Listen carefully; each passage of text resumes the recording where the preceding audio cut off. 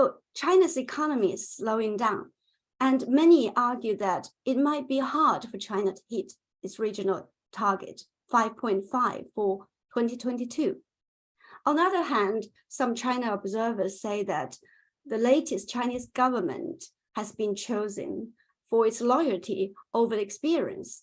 Do you think that economic growth is no longer priority for the Chinese government?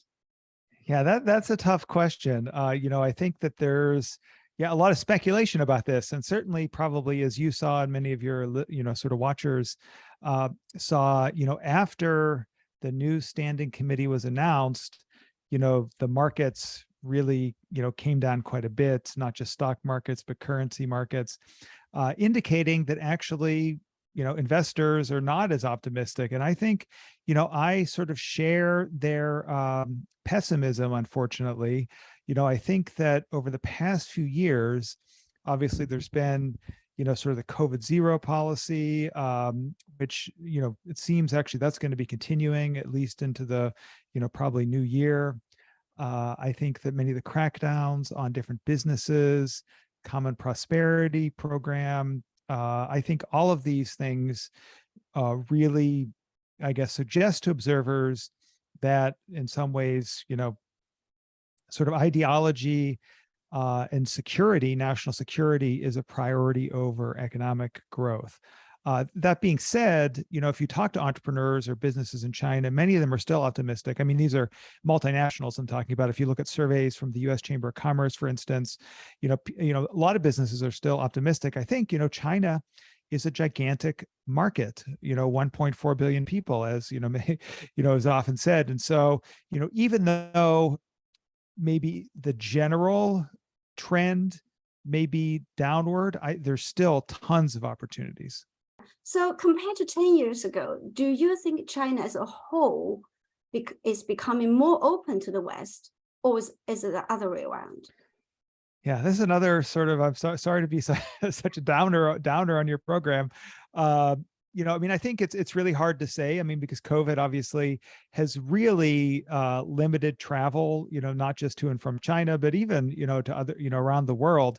So I do think that over the past few years, there had, without actually the people-to-people contact, that's actually created a lot of spillover issues. There's a lot more tension these days between China and a number of Western countries, the US and the UK being the ones that I know the most. And I think part of that reason is that people just aren't able to go back and forth. And, and it's easy for the media, maybe media or politicians say things more for domestic consumption, and that gets misinterpreted. And I think, so I think that actually, unfortunately, things are not as open. My experience as an educator has definitely found that over the past few years, there's been, a little bit more of a closing of, of the university atmosphere. This is being, so I've experienced that myself, but then also you see these things like, canceling English language tests, sort of withdrawing from international, ranking systems, and other things that really, that do unfortunately suggest that China is a little bit more protective of its borders, so to speak, than it was maybe 5-10 years ago. Yes, in terms of how the sort of general atmosphere is seen to be.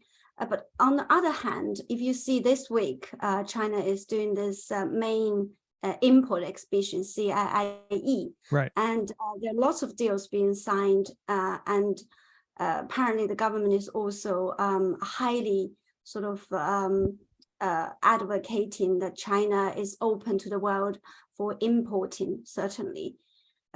So perhaps it's not that the sort of whole market, but certainly for import. Do you think that is still going to be very well received? I think definitely, and particularly, I mean, I think sort of high tech and other, advanced type of, sort of equipment or technologies, that I think those, there will always be a market for those, both I think because, in general, I think, definitely China wants its industry to keep growing, but also, there is an interest in continuing to learn from other countries if there's some other more advanced, sort of ideas like, the dual circulation strategy, which, there's, sort of one type of circulation is domestic and it's about domestic production and consumption.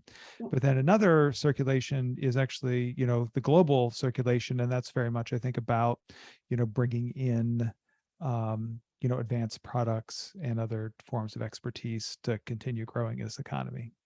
And of course, we all hope that this travel restriction somehow will be eased in the coming months, with the news about the Schultz's visit to China from the German Chancellor, and that seems to be positive.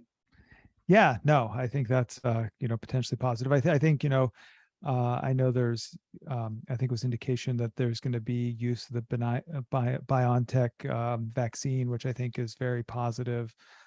So let's hope that is the beginning of a new era in sort of engagement and interaction between the West and China.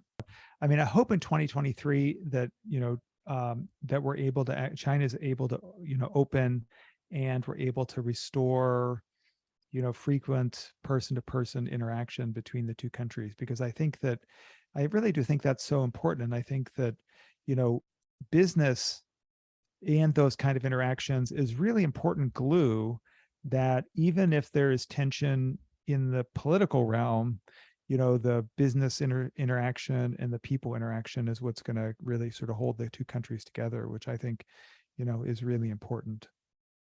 Yes, and I'm certainly looking forward to making the first trip since COVID.